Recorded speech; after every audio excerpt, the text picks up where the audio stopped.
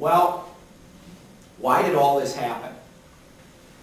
One of the reasons I think consumption rose and savings declined goes back to my comment earlier about how bad things were in 1982-83 and how well they turned out coming out of that recession relative to expectations. So if people had unexpectedly high returns on their investments after that period of time when they were saving 8 to 10% of their disposable income, at a certain point, if the growth in those investments was such that you had achieved your savings goals and your wealth goals, what did you save for in the first place? Right? The purpose of saving is to build wealth for future consumption.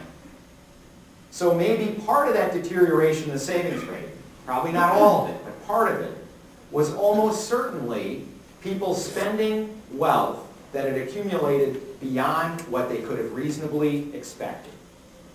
And we all probably know people for whom that's true.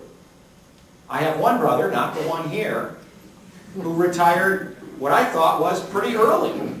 For a guy who never went to college, he did pretty well. You know, he had his own business, he set aside some money, and the nest egg grew bigger than I'm sure he ever imagined or would have guessed it would have grown as of the mid-'80s. But it did. So what did he do? He stopped working and he started consuming. Well, what do you think that does to the savings rate?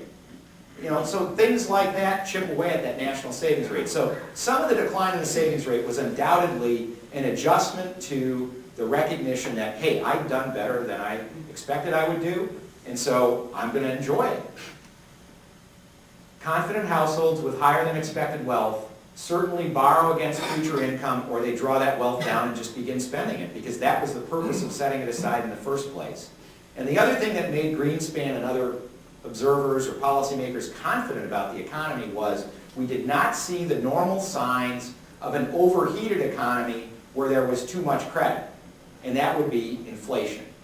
We were able to deliver the output that people were demanding without accelerating inflation. There was just no sign, no normal sign that this was out of balance. Now, the one sign we did have was a growing current account deficit. But in a nutshell, I would say this.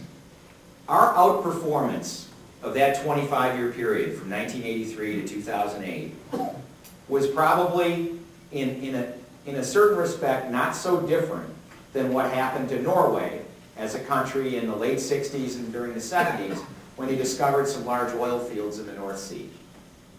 They're going along, they have a certain set of expectations about what their wealth is going to be, what their taxes are going to be, what life's going to be like, and then one day they discover a bunch of oil. And then a few years later, the price of oil goes way up. And pretty soon they realize, wow, we're a lot richer than we thought we were.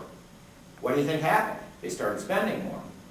They invested more, they spent more, they had a current account deficit, all the same things we complain about that we had. Ours wasn't oil. Ours was effective development of new technologies and deployment of those technologies to boost productivity and income. Here's the picture that really should make you think twice about whether we were just irresponsible spenders over the last 12 years. This is household net worth relative to disposable income since 1952. And you can see that in the aggregate, and this is from the Federal Reserve, they put this data together, in the aggregate, household net worth is about 4.5 times disposable income if we look at the average from 1952 all the way up to the mid-90s. Kind of hovered between 400 and 500% of disposable income. And what you see is precisely when the savings rate is going down, since 1995, that's when household net worth is highest relative to income. If your household net worth, if this is the characterization for the typical household, if your net worth relative to your income is at an all-time high, why would I keep saving?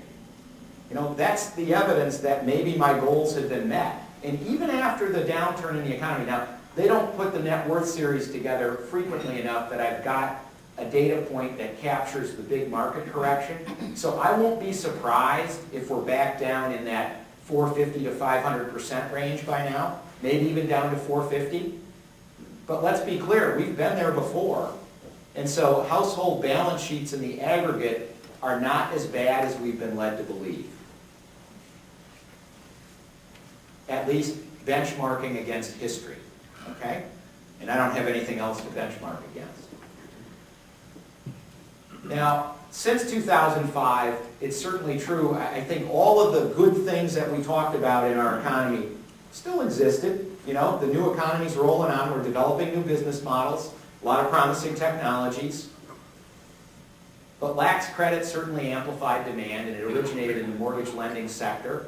There was a housing market bubble and a large collapse of that house price bubble, and that rippled through financial markets due to mortgage-backed securities, okay? These were, you know, we probably built, I don't know, 4% too many homes in this country. And, you know, if we had done that as a conscious government fiscal policy, instead of fighting a war in Iraq, if we'd said, you know what, we're going to build a bunch of homes, and we're going to put people in housing that aren't in housing today. You might say, well, that's kind of a weird fiscal policy, but it wouldn't have done the worst thing our government ever did, I'll tell you that. We've had far worse fiscal policy than that. But the difference would have been if we had done it that way as a conscious policy instead of financing it through these complicated mechanisms and then having these securities held in highly levered financial institutions that when the value of the securities went down, the deleveraging that set in caused this big credit crunch, we wouldn't have the problems we have today. We'd have a little bit more government debt, but you know, it wouldn't have caused all the collateral damage in financial markets that we've seen. So the odd thing for me, always as an economist, is it sort of underscores the centrality of financial markets to the functioning of a capitalist system. I mean, so what? We built too many homes. You know, can't we just get over it and move on? It turns out we can't because of all the damage it's caused to the balance sheets of financial institutions that now don't have adequate capitalization to lend at reasonable rates, you know, reasonable meaning what they were 2 years ago or whatever, to businesses. And we've also, in the process, destroyed so much wealth with the market meltdown that consumers are in no mood to spend. So we don't know why there isn't a lot of lending going on today. It might be nobody wants to borrow, and certainly there is less appetite for borrowing because business prospects don't look as good. But it's also in part, some banks are not in a good position to be able to lend for all but the most desirable prospects. And then lenders and borrowers, because circumstances have changed so much, probably can't agree very easily on what the right interest rate is for an idiosyncratic project. Times are different and credit risk is different. So we're going to have a hard time finding the right prices.